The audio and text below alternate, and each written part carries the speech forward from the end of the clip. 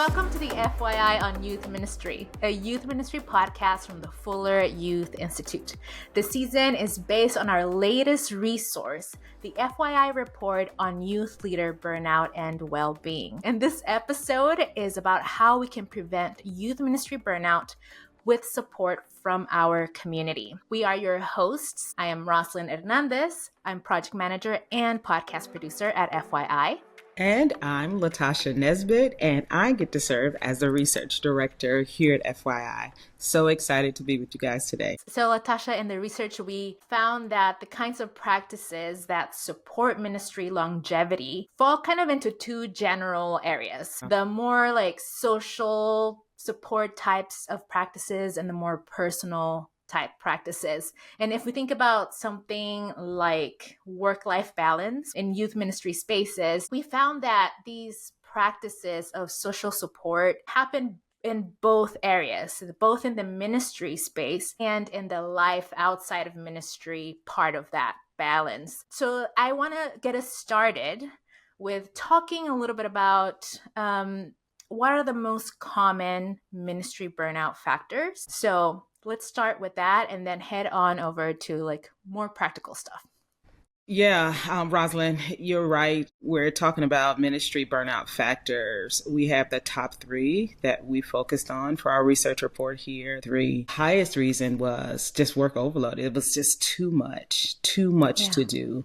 And really finding a balance, trying to understand how to make life work, how to make ministry still work, thinking about the issues like volunteerism or the lack thereof and needing help in that area. The second factor was lack of appreciation. Many youth leaders said, I feel that all the work that I'm doing, it's going unnoticed by the individuals that I'm serving, those that I'm serving with, or maybe my direct supervisor. Sitting in interviews, it was heartbreaking to discover when we asked the question, tell us about the last time that you were appreciated. Some of them gave us long pauses and they had to, flip through their memory, and some dated back 2, 3, 4, 5 years. So workload, overload, lack of appreciation. And then the third top factor was lack of perceived impact.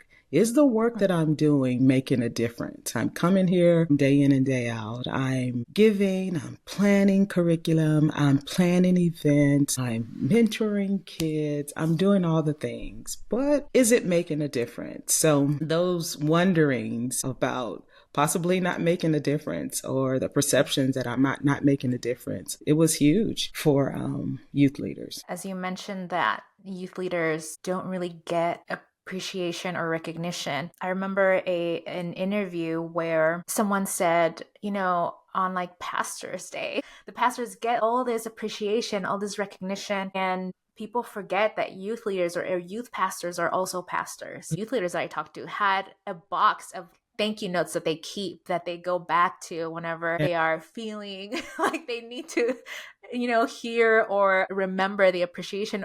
It's connected a little bit with the lack of perceived impact, right? Of like, am I making a difference? Is this worth it for me to keep doing this if I'm not making a change? So I think these intersect with one another. Absolutely. In some ways. They are interconnected. Okay, I'm doing a whole lot of work. I don't feel appreciated about that work. And is this work making a difference? So yeah, you see that common thread, that common theme.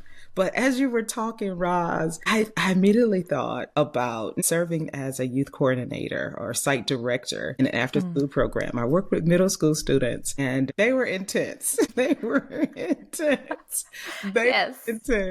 But I've always had this idea of, Stephen Covey, beginning with the end in mind. So I can't see it right now. I can't see my impact right now, but maybe, just maybe one day. I've tried to keep that at the fore, but I remember it was about 5 years after I was done that work. I had did the work for about 10 years. 5 years after I had done this work, I received an inbox message on Facebook from one of my students who was intense. And she said, hey, Miss Tasha, thank you. And I'm so sorry. And it was just a long note of appreciation and how she apologized for this and attitudinal in this and yada, yada, yada. But all those things you said, Miss Tasha, I see, I understand, and thank you for your patience. And I literally just bawled looking with my phone in my hand in this inbox and was like, wow, like it was all worth it. So it gave me a whole different take on this whole idea of delayed gratification. That Yes, gratification, the thankfulness, it was 5 years. It was delayed, Roz. It was totally delayed. But I'm like, a lot of yeah. um, a lot of youth leaders mention that too, and they remind themselves, we are the people that maybe plant the seed. Maybe we water the seed. Yeah. We might not get to see That the growth, the sprout, the fruit. Absolutely. Absolutely. That's a word. That's a word for sure. Yeah. But definitely that interconnectedness. Yeah. It's a common thread that's between those top three for sure. Yeah. So there were a few more. I think I just want to mention these other ones that we have. So another one was lack of guidance or mentorship. Yeah. So it's hard to go into something and not know how to do it, or maybe have an idea, but then find that things are different, because every context or every church, every youth ministry is going to be different, right? Yeah. So like to not have a lot of an idea of how to do things or the rules or dynamics of the place. There's also transgression of boundaries. Whenever youth leaders, it's always like they always have to be available. And the last one, which is I think the toughest, was issues with the supervisor or leadership, which can be really hard.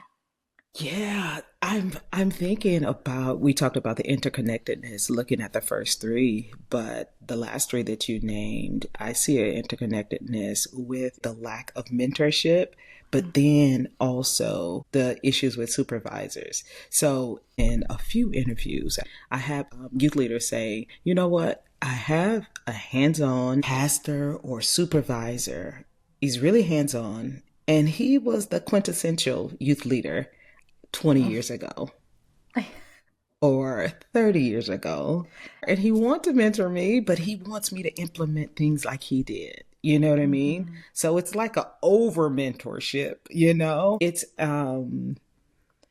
It's this inability that, as youth leader said, let me work it out. Let me put my spin on it. Let me modernize, if you will, youth practices. So I think it's a balance sometimes that's needed when we think about mentorship, and in some cases, relationships with supervisors in these particular cases where there must be a balance of, okay, I'm going to learn from past generations, but being able to properly or effectively say, but this is relevant too for this generation.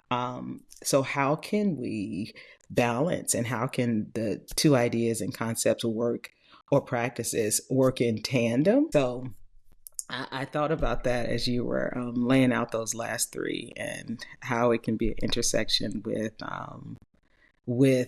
that mentorship, but supervisors as well. How some youth leaders have been struggling in that space. Yes, something that we heard as well was like, oh, yes, my supervisor is great. I just wish they would come around to see what we do more often. I wish they could see, or be more involved. And pastors, if they are a pastor, if their supervisor were a pastor, in many cases they were, or other senior leaders or other pastoral leaders on the pastoral staff, they have tons of work. They are busy, but definitely that prioritization of the youth. And I know a lot of youth leaders were saying, you know what, I am the youth leader, but it's like that's my world, and I'm in the corner.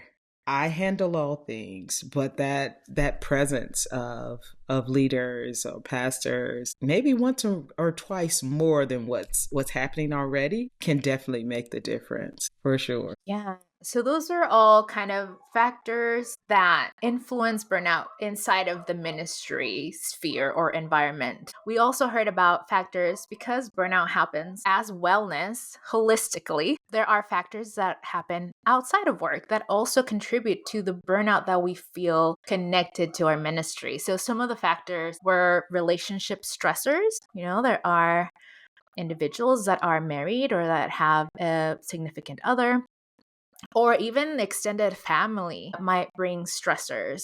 Finances were also a stressor. Lack of social support from people outside of the ministry, and personal health issues and mental health can also fall into that. Yeah. So anything to add about any of those? Yeah, some of those are interconnected as well. I'm thinking about relationships and finances, and one particular story that we heard from a youth leader, how, the siblings and parents, they had a meeting with one youth leader and said, look, you have a degree and you can make a lot more money, but you chose to be a youth leader and you're struggling and you're calling us for help. You can make a change. Just having that pressure, relational pressure from people that I respect, I love, I admire, that has to do with finances. She was looking to them to be her financial support in some way. And they were like, get a job.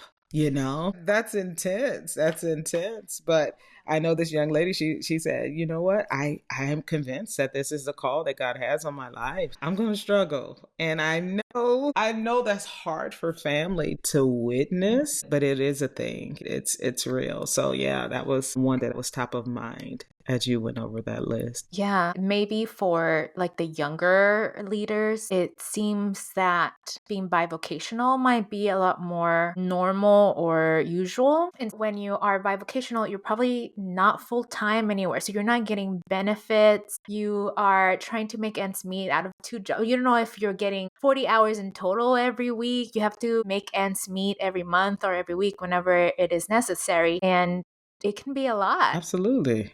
Absolutely. Yeah. Also, we have just responsibilities in life. Parents get older, or there are children in the family, or there are some youth leaders that are students and they're working.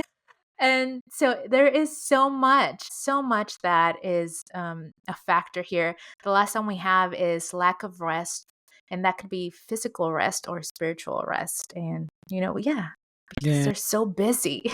Yeah, that's real. I remember one youth leader, and this ties in with finances as well, but she was definitely volunteer. She wasn't paid. She was working as a youth leader part-time, and she had to travel, I think, like an hour and a half each way. So, we were talking about being compensated at least for gas, and she's like, no, that comes out of my pocket, and I'm taking from my household. So that pressure that sometimes kept her up at night. Like, okay, I need to budget my priority to youth ministry in my own family budget because I'm going to be traveling 2 days a week and it's going to require extra gas, but I'm taking from my household and we're not in an overabundance space right now. It calls for some sleepless nights in that youth leader's experience. So just thinking again about that interconnectedness with a lot of these factors, how finances can impact a lot. And I know these are hard to hear, and maybe our listeners are feeling heard, but also feel the pressure because we're naming all these things that make their calling and their ministry really difficult. But we want to also give you hope that just because these things happen and these are, challenges, it doesn't mean that there are always going to be challenges or that they can't be changed or at least eased a little bit. So we're going to hear some stories from the research that I think are helpful for us to name and to hear, because just as we want you to hear that, we recognize that it's difficult, we want you to also feel some hope that there are ways. Let's hear some hope, Roz. We need some hope. We need some hope. So here we have 2 composites about how youth leaders, community, and social support help them overcome burnout. Our first composite is from the perspective of a youth leader who is single. I feel like some people think that because I'm single, I should always be available. But learning to say no and to protect my Sabbath, even if it's hard, has definitely helped me. It's not that I don't love these people. It's not that I don't care about them. It's just that if I'm always on call and I don't rest, then I can never really minister to them very well. And yeah, I protect my time off because it's also when I connect with my friends. Like last week, for instance, I was in this weird mental space where I just wanted to isolate myself. So I texted a friend and I asked when we could hang out. We ended up grabbing lunch, and it completely turned my week around because of the conversations we had and all that laughter too. And well, I have a few friends that I talk things out with. We do fun stuff. We go out to the movies, or find really good places to eat. We go hiking or even play sports. Yeah, and all that kind of stuff helps me release stress. And therapy also helped because being able to process my thoughts with someone who just listens helps me feel less overwhelmed. I'm learning to delegate and to ask for help too. Like I could still use more volunteers, but I started leaning a bit more on the few that I have. And yeah, it takes work to build up their leadership and confidence, but they're growing. So yeah, the boundaries, my friends, therapy, and leaning more on my team have really helped. And here is our second composite. It is from the perspective of a youth leader who is married and is a parent. I'm married with 2 kids, so balancing family is really challenging. But I've found some ways to help me avoid burnout. For starters, I commit to taking a real Sabbath by spending it with my family. My husband and I, we take turns planning our family's day off. I recently started attending a weekly Bible study. It's on Zoom, so it's pretty convenient. At first, I thought it would be crazy. I thought I would be trying to get dinner together and get the kids ready for the next day and all of that. But then I realized my kids are 8 and 12. They can totally manage getting ready for the next day on their own. And my husband, he also cooks. So if I need to cook that day, it's fine. I just schedule my day where I can cook before Bible study, and then I have time to sit and chill and write and renew my spirit. And also, finding a mentor has been life-changing for me. I feel like mentors can provide the support and encouragement you need to help you process things and keep you grounded. They can point out patterns and symptoms of burnout and help you commit to not overworking. I still struggle with getting enough volunteer support, but I'm learning to ask for help and not feel guilty about it. Some days are harder than others, but I'm really learning to prioritize rest and rely on the people that are around me. So good. So good, Roz. Thank you for those. And of course, my mind always goes to themes. I'm looking at the themes here. You're talking about friends, you're talking about therapy, you're talking about mentors, community. I know the theme here and the significance, that's a through line in all of these, is the value of maintaining a sense of connectedness. And someone mentioned it also. When you're burned out, it's easy to relegate to this island of isolation. It's like, I can't take it anymore. I feel overwhelmed. I think the immediate response for a lot of us, a lot of youth leaders we talk to, is to shut down, to turn down the noise, and then just to self-isolate. And while isolating can be, especially for introverts, ask me because I know, we recharge when all the noise has lessened. But it's important to watch that you don't over isolate. So get recharged, but maintain that sense of connectedness, whether through a mentor or a friend, just going for a walk and seeing the things, but just engaging with something else or somebody else is significant just for our own well-being, for sure. Yes, I think in connection to that, and also speaking as an introvert, maybe extroverts might not deal with this as much, but as an introvert, as you said, we kind of go in to ourselves. And what I see here is also that you have to let things out. You have to let out the frustration, the hard feelings. And you do that. You can't do it by yourself. You can write, you can journal, but friends, therapy, mentors, these are people that can hold what you're letting out in a sacred space that is safe for you. That's it. That jogged my memory. I interviewed one youth leader and she said, yes, I do go to therapy, But sometimes I just talk to a friend. It might be after work, something intense has happened at work. And of course, everything is confidential. There are no detailed names or there's no way to identify what's happening. But it's like, I just need to release. I don't need a response back. I don't need an answer. I'm not asking a question.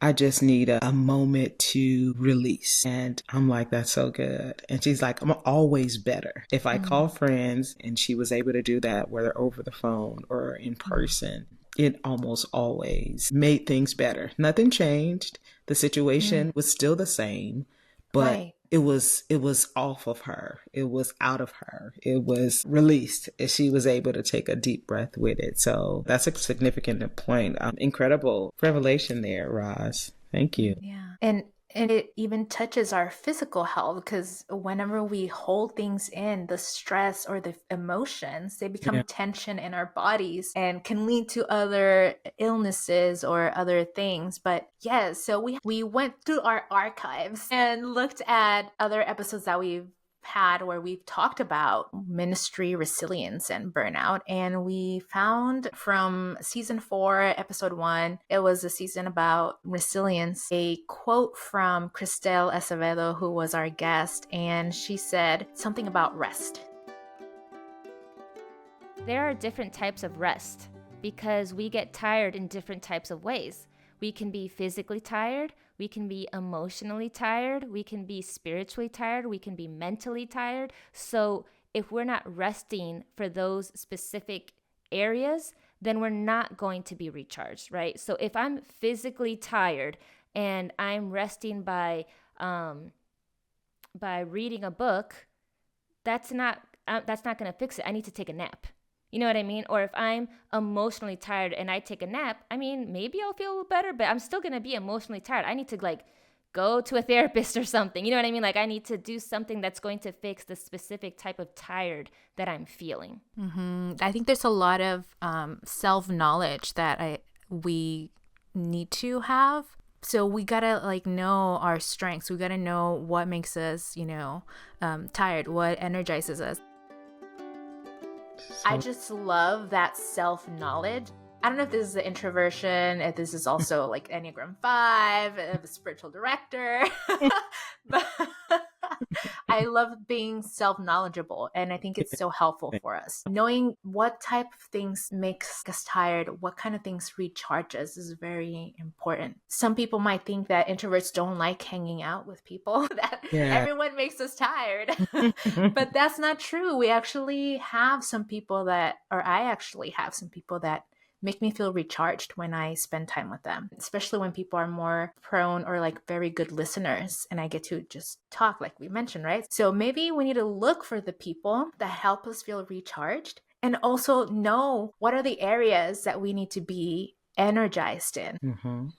That's good. That's good. Having those people or looking for those people, as you talking about being self-aware, being people aware too. Yes. I noticed that every time I get off the phone with this person, I feel drained. Being able to note that and make the necessary adjustments. Say, hey, well, I'm not going to talk to you when I'm having a bad day. Just making those adjustments. It benefits everybody. It benefits everybody. Something you said from the quote about Sabbath and rest, how sometimes we can leave our work, go to a book, and how that's not really resting. Many of us, we just escape. We're like, okay, this is tough. Let me go to something else. Let me get my mind off of it. We escape those things. Let me binge Netflix.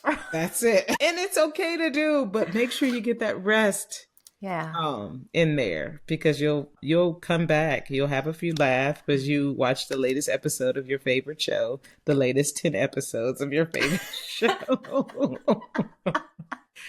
And then you get back to the hard thing or to the work, and you're just as tense, tired, overwhelmed as you were before you left. But you have a few more laughs. But I think that's a great distinction to highlight, is making sure your escape is not substituted for rest, or that's Sabbath is good. That's so good, and reminds me of something that I learned actually not very long ago. And it's related to stress. When we talk about these factors in ministry and outside of ministry, I think the way that we might experience them ultimately is as stress, Mm. a pressure on ourselves. Mhm. And what I learned is that stress is a cycle and you have to finish the cycle. So sometimes we go into stress, but if we divert into escape, we're pausing the cycle, but we didn't let the cycle finish. Wow. And so a way that we finish a cycle is that we get the stress out of our bodies by like physical exercise. And so that has really helped me. It just totally changed the way that I saw the stresses of the day or of family or anything else. And it helped me be a lot more proactive about closing or finishing those stress cycles, because otherwise they stay and it just accumulates on you. Whoa. And it just, yeah. So good. I'm going to need a resource.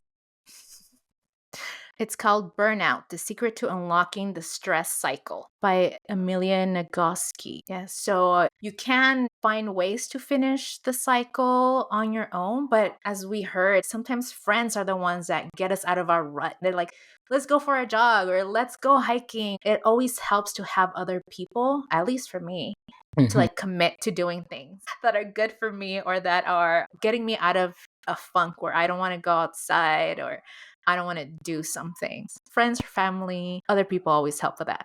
Absolutely. And then closing the laptop for me. And definitely friends, definitely family, for sure. Yes. I'm wondering if you have one or two very practical, very manageable social practices that youth leaders can try. Absolutely. Rest, of course, true rest. And sometimes that equates to quiet for a lot of us and probably not popular. But quieting the noise, taking time with family and friends, seeing a spiritual director or therapist, journaling even, engaging in a hobby. Actually, that was our second most chosen practice from youth leaders, engaging in a hobby. What do you like? What do you do for fun? What makes you laugh? What makes you feel like a kid again? What is a hobby that you always wanted to engage in but haven't made the time for? Taking a dance class, all the things. And then we talked about it earlier, establishing boundaries and being honest with what you can and cannot do.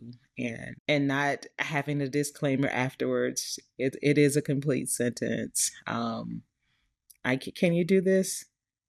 I can't. Not at this time. You'll discover nice ways to do it. Yeah. Those are really good ones. I love thinking about hobbies, especially hobbies that you can do with other people. I just need accountability. I need the help from others and asking for help. That's one.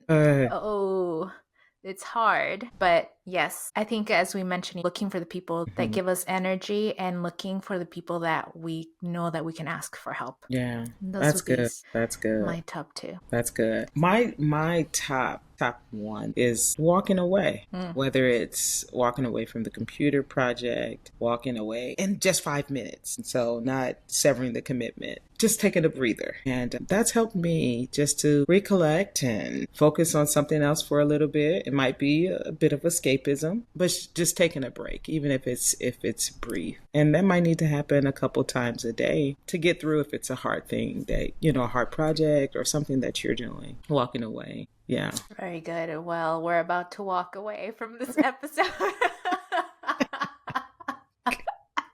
Funny. Friends, it has been a great time, and that's all we have for you today. We hope that this has been a helpful conversation. It has been helpful to hear about the research and to hear the stories that came from the research. And I just want to say you got this. And not just because you're awesome, but because you can ask for help in small and in bigger ways, and you can find the social support that you need. You can find your circle of people, the people that are going to help you be sustainable and flexible. So our next couple of episodes will be short guided prayers as personal spiritual practices, and those are going to be released on the same day, so you get to access them really quickly. And our last episode will focus on the personal practices that can support your youth ministry work for the long haul. So in this episode, we talked about how others can help you, the social support. In our last episode, we're going to talk about the things that you can do by yourself, because you can do some of those by yourself. So that's what we have coming up for you. Yay, so excited, Roz. So glad to be here. All right, until next time. This podcast is one of the many free resources produced by the Fuller Youth Institute. Check out the show notes page for links to all of the resources that we mentioned in today's episode. Remember that you can watch this episode on the Fuller Youth Institute YouTube channel. And thanks so much for listening or watching. See you next time.